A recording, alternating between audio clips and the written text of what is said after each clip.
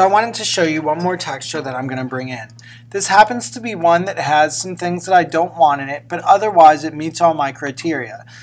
There's no eyeballs in it. It is a texture. It is a close-up. It looks like it's nice and clear. The numbers are high enough, and it doesn't have a watermark. So I'm going to go ahead and drag it in. Alright, this is one of those ones that are pretty big, so I'm going to Command T it, make it smaller so it fits on my page. And now I'm going to do something a little bit different to get rid of the problems that it has, which are the background. By the way, I did hold Shift when I was transforming, and now I'm going to press Return to set the transformation. I'm going to go over to my Eraser tool, which is right here, and my Eraser tool has different settings in the options bar, just like everything else that has settings.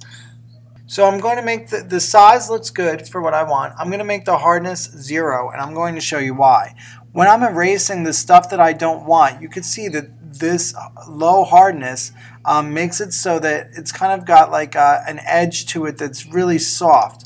Whereas if I had a hard edge,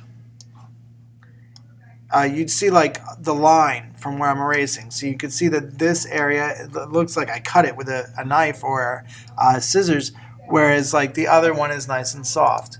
There's a reason for me wanting to use a soft eraser in this one. So I'm going to go through and get rid of everything that I don't want using my soft eraser. And by the way, I'm not going to do a quick bad job at it. I'm going to do it precisely. Okay, so I want to erase everything except the texture. So all this background needs to go away. Okay, so I'm going to erase it even close to the edge here. I'm even losing some of the edge. That's fine. I'd rather lose more than not enough. Alright, so when I move this, I might find a little surprise here that I missed some of it when I drag it over another object. So I'm going to go back and erase it because I want to have a good craftsmanship grade in this project. Good, that looks much better. Alright, so you wouldn't want to leave shreds of it everywhere. I'm checking around, it looks like I got everything. So now you can see when this overlaps, in fact I'm going to bring a couple of these together.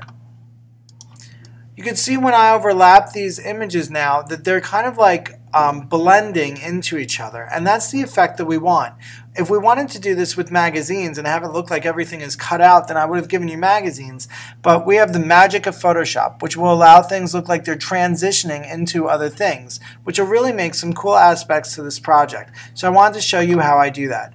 Also, keep in mind that although these three other shapes are currently still rectangles, I don't really want any boring rectangles in my project. So I'm going to ask you to change all of your different textures into shapes other than rectangles. So I made this one round. I could also have just decided to use my eraser tool. I'm going to select the cheese grater now and show you what I mean on this. For this particular one, I'm going to make the size larger. Okay, so I'm coming back to you with two of my shapes made into new shapes. I have a triangle and an unnamed shape here. My shapes don't have to have names. But you can see that these are going to work together much more nicely, and they're going to feel a lot more unified when I'm using this technique. So I'm going to move this object below here just to see what that would look like. I'm going to Command T it because I want to tilt it. And I may change sizes too as I work. I'm holding Shift a little bit for this transformation. And then press Return. Alright, so this is a good start to my collage. I want to have at least 10 textures before I start doing these advanced techniques. Alright, boys and girls, I hope you like this tutorial. Please feel free to leave appropriate feedback and subscribe if you wish.